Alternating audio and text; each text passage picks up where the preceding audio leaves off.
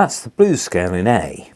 Now I played it relatively quickly, but actually when you slow things down, there are lots of things that happen between the notes, and this is the crux of getting the whole alignment to work on guitar. Let's have a look.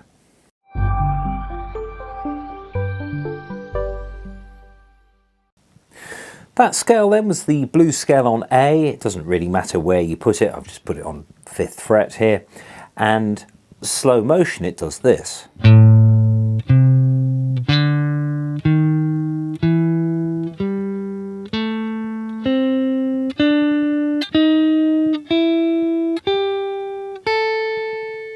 then coming back down.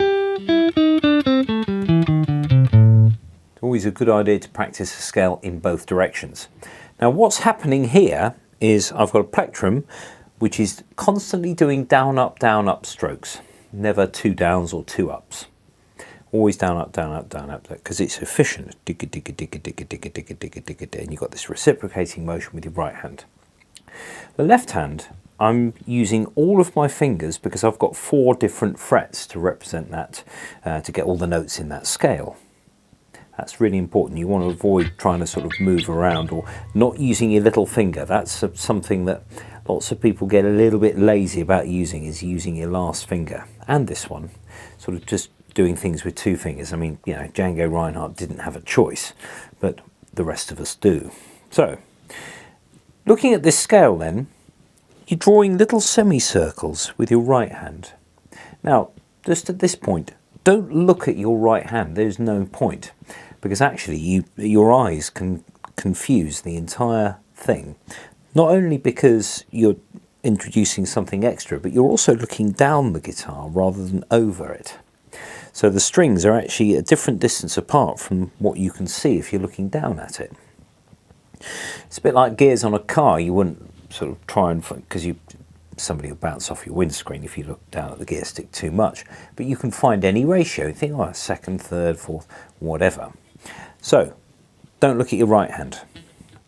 Now we've got the first note, which is a downstroke with the plectrum. So we've got the downstroke that goes across like this, and that corresponds to your index finger.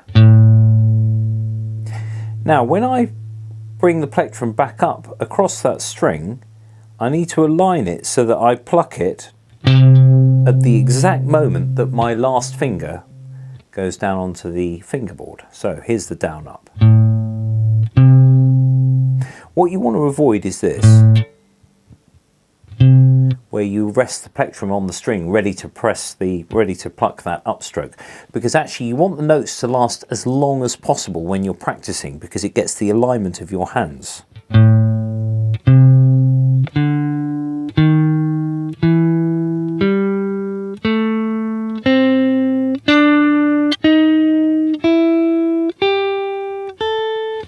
So every time I'm adding or changing the strings here, I'm moving very gently. Everything is sort of fluid, and it's all in sort of semicircles and gentle movements. The down up pattern on here happens regardless of string changes. So between, for example, the A string and the D string, the 5th and the 4th strings, we've got a down and then an up. You think that sounds a bit counterintuitive because you're going to downstroke, and then the next string, if it's just below, why don't you just do 2 downs? The trouble is with that is that you'll end up with rhythmic unevenness. So you'll end up with da da da da da da da, and you don't want that. We need the rhythm, the scale, to be exactly the same rate of notes, regardless of the speed, the overall tempo.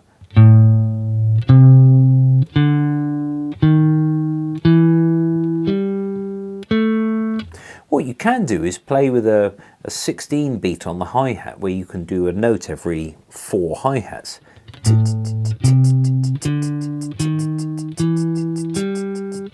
You can have a metronome that just goes at 4 times the speed of your notes, for example, so you can really concentrate on the alignment, not only with your hands, but also you're listening to rhythm and getting that really precise rate of notes. As I said before, practice the scale coming down as well. Once you've got this scale, all of the other scales on guitar well, any musical instrument, all of the other scales have the same sort of idea where you're doing down, up, down, up, down, up here. Now, the other thing to think about is what happens when you finished with the 6th string, for example. When you go to the 5th string, what we don't want to have is the 6th string left sort of open and live, as it were. What you can then do is, with the index finger, when you finished with the 6th string, when you move your index finger to the 5th string, leave the tip of your finger so it's just keeping the 6th string still. Like that. Fingers that you're not using in your scale at that particular time can be used to just check that everything's going to be damped here. You can also do it with your right hand. So if I'm playing on the 3rd string, the G, I could have this part of my thumb here just resting on those strings. So your thumb, gradually your hand moves across the strings just to mute these ones. Otherwise you end up with this.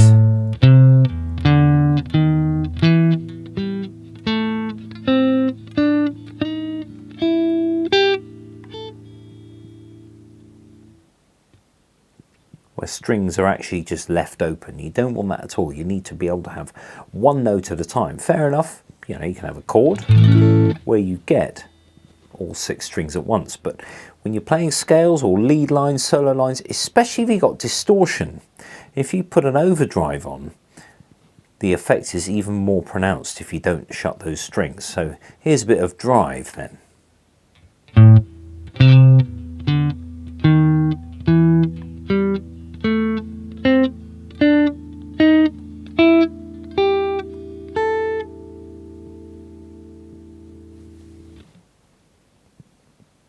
You don't want that.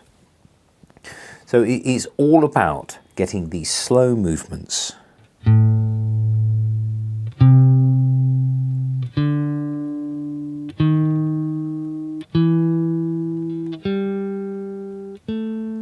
It's a bit like if you were to play a scale quickly and video it using a high-speed camera, like the slow motion function on an iPhone, for example. When you play it back, you can see all of these tiny little movements that go together to form that scale. There's hundreds of thousands of messages that go between hands, eyes, ears, guitar, hundreds of thousands of things, and they all have to be in the right order and happen at the right time in order that you can just play that. You know, that's hundreds of thousands of messages just to go press that down and then pluck the string. So yes, we're sophisticated creatures, but with that comes at a bit of a price, because you can actually end up getting these things in the wrong order, and then you end up with this.